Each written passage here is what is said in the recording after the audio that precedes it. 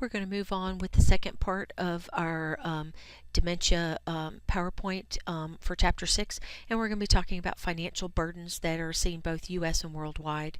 Alzheimer's disease is the most expensive disease to treat and provide care for in the U.S., and it costs more than heart disease and cancer.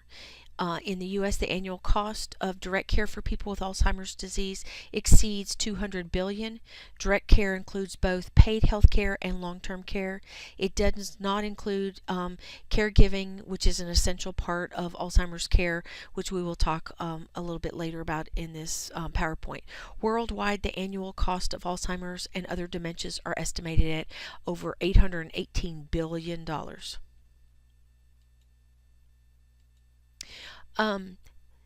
These facts underscore the significant cost facing Medicare and Medicaid as the result of the Alzheimer's disease epidemic. About 70% of the health and long-term care cost of caring for individuals with Alzheimer's disease is paid for by Medicare and Medicaid. In 2016, Medicare and Medicaid government programs will spend an estimated $160 billion caring for those with Alzheimer's and other dementias. 68% of the total annual cost of these conditions. Nearly 1 in every 5 Medicare dollars is spent on people with Alzheimer's and other dementias. So the average per person Medicare spending for those with Alzheimer's and other dementias is approximately 3 times higher than the average per person spending across all other seniors, and Medicaid payments are 19 times higher. So people with Alzheimer's and other dementias have high out-of-pocket costs. These costs are for Medicare and other health insurance premiums, and for deductibles, co-payments, and services not covered by Medicare, Medicaid, and any additional sources of support. So in the treatment and the management of Alzheimer's, we're going to talk about some of the basics.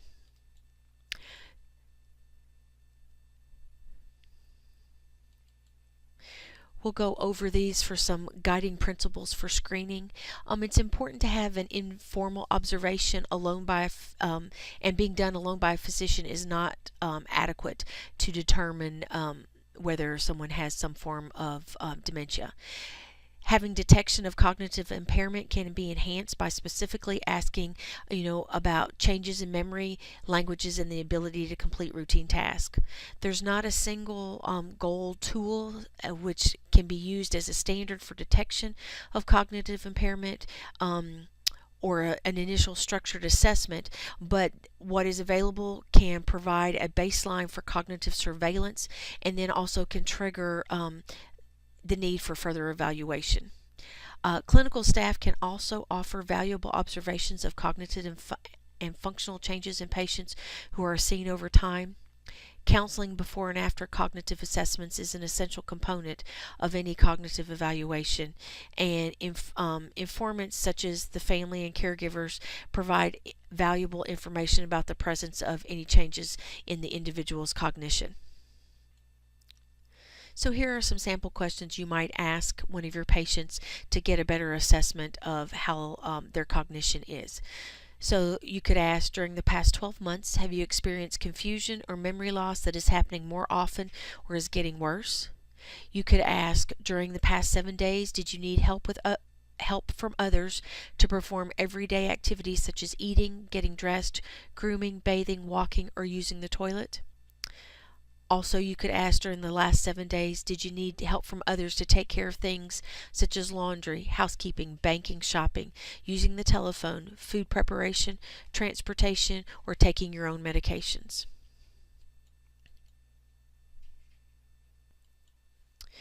So there are several recommended tools that you can use in practice to help assess for dementia. The criteria needs to be that they are 5 minutes or less to administer. You don't have enough time to take on an extensive screening tool that has been validated in the primary care or in a community setting, that is easily administered by medical staff who are not physicians, that has a good psychometric properties to it, is relatively free from education, language, or other cultural biases, and can be used by a clinician in a clinical setting without payment for copyrights. So a couple that we have listed at the top is the GPCOG, and that's the General Practitioner's Assessment of Cognition. And then the mini cog is a 3-minute instrument that's used to screen individuals in the primary care setting. And then the MIS is a memory impairment screening tool that is very brief as well.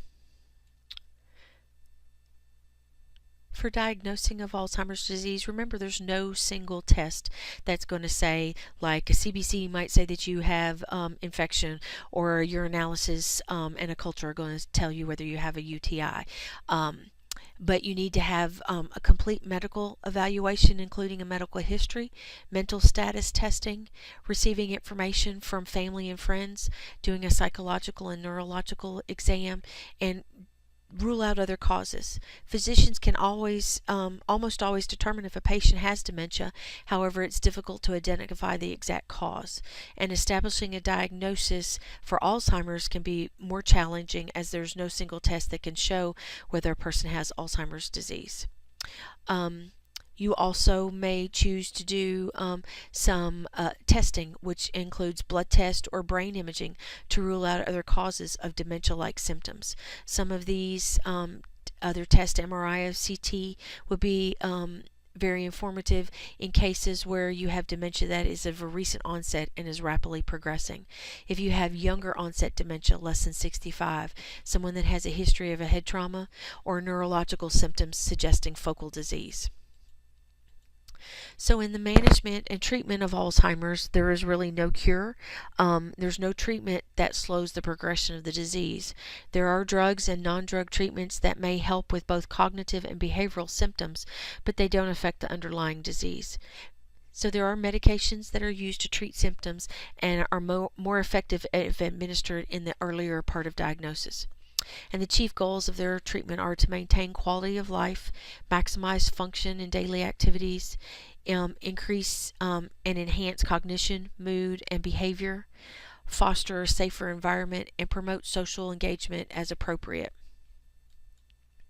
So some of the pharmacological treatments, evidence remains modest out there on the efficacy of the cholinesterase inhibitors for mild to severe Alzheimer's disease, and of memantine for moderate to severe Alzheimer's disease.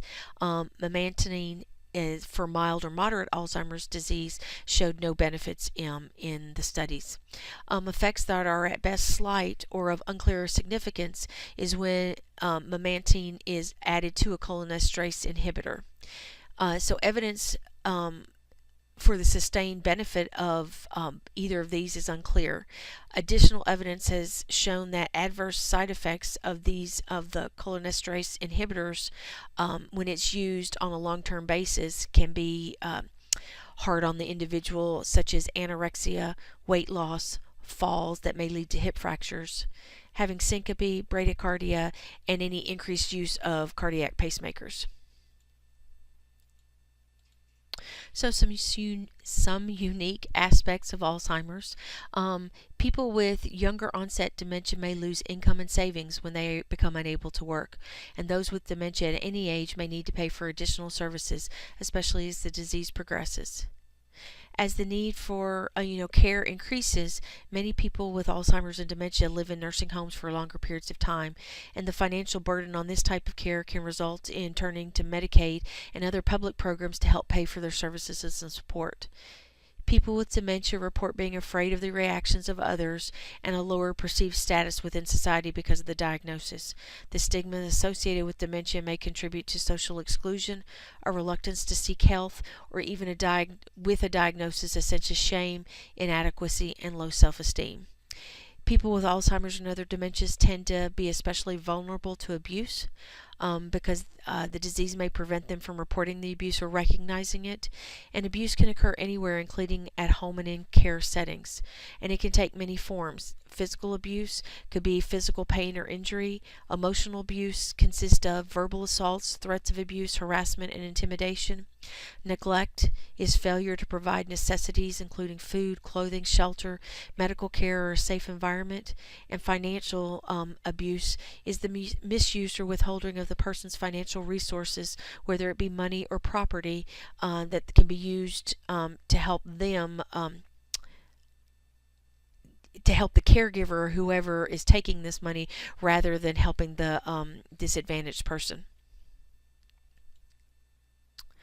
So if we look here, we have a grid on how a caregiver's time would be needed as the progression of the disease. So we can see here that we have different categories, whether it's telephone use, shopping, food preparation, housekeeping, laundry, transportation, taking medications, or handling finances. And in the beginning at baseline, you can see that there's various levels of the red. And after 1 year, you can see that we're increasing the time that a caregiver is needed to help with these different activities, all the way up until we're close to the 90% line at about 3 years. So we have for our caregivers, about 83% of the care provided to older adults comes from family members, friends, or unpaid caregivers. About 60% of people with Alzheimer's disease live in home settings, with the vast majority of their care provided by family and friends. Currently in the U.S., it's estimated that over 15 million family and friends provide nearly 18 billion hours of unpaid care annually. And in 2015, this care was valued at $221 billion. That's approximately 46% of the net value of Walmart's annual sales, which was about $473 billion in 2014, and nearly 8 times the total revenue of McDonald's, which was at $27 billion in 2014. Gives you a perspective on numbers that you know compared to the numbers of folks with Alzheimer's and dementia. So addressing who is a caregiver and what their role is, it does not include hired help, such as home health aides, which we'll discuss in a few slides. But a caregiver is a person that's in the home that provides a level of care and support for another that exceeds typical responsibilities of daily life. They might help with dressing, bathing, toiletering, feeding, shopping or meal preparation, transportation, medication management, financial management, providing emotional support. People with Alzheimer's require increasing levels of caregiving as the disease progresses, and more severe stages may require constant supervision and, as a result, complete dependence on the caregiver, whether that's paid or unpaid. Caregivers of Alzheimer's patients and other dementias type patients often experience increased physical, psychological, and social challenges. Sorry about that. There's been several recent findings that suggest that due to the physical and emotional toll of caring for someone with Alzheimer's or other dementias, that these caregivers have a $10.2 billion increase in additional healthcare cost that was found in 2015. And nearly 60% of Alzheimer's and dementia caregivers report the rate of emotional stress on a caregiver as high or very high, and 40% of Alzheimer's and dementia caregivers suffer from depression. In many cases, caring for an individual with Alzheimer's has a negative effect on employment, income, and financial security. Among Alzheimer's and dementia caregivers who are employed full or part-time, 54% said they had to go in late, leave early, or take time off because of their caregiving responsibilities. 15% had to take a leave of absence. Another 13% had to go from working full-time to part-time. 13% had to take on a less demanding job. 9% had to quit work entirely to become a caregiver or because their caregiving duties became too burdensome. And 8% lost job benefits. So caregivers of individuals with Alzheimer's and other dementias spend much more time providing care than caregivers of individuals with other conditions. In 2014, the unpaid Alzheimer's dementia caregivers spent 75% of at least 1 year providing care for their patient, and 33% had been providing care for over 5 or more years. The average length of time of caregivers in general reports providing care up to 4.6 years, but in the cases involving dementia, caregiving may range from 4 to 20 years.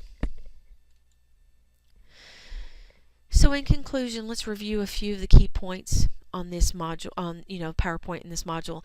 Experts agree that the vast majority of cases, Alzheimer's disease, like other common chronic conditions, probably develop as a result of complex interactions among multiple factors, including age, genetics, environment, lifestyle, and coexisting medical conditions.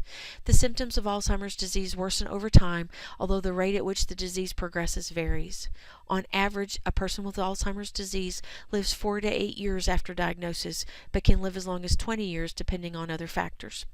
Some of these risk factors for Alzheimer's disease include age, years of formal education, family history, head trauma, education, lifestyle, current smoking, physical activity, diet, mental health, and social activity, cardiovascular conditions that might include high blood pressure, heart disease, stroke, and diabetes. In our African American population, in Hispanics, and women are more likely to develop Alzheimer's disease. And in the U.S., older African Americans are about 2 times more likely than older white Americans to have Alzheimer's disease. First degree relatives of African Americans with Alzheimer's disease have 43% chance of developing dementia, and older Hispanics are about 1.5 times more likely than other older whites to have Alzheimer's. Almost 2/3 of U.S. adults with Alzheimer's disease are women. So those are some very sobering facts, that we are able to conclude from this talk. Here are some references if you are interested in going out and finding more information out about Alzheimer's, and I thank you for your time.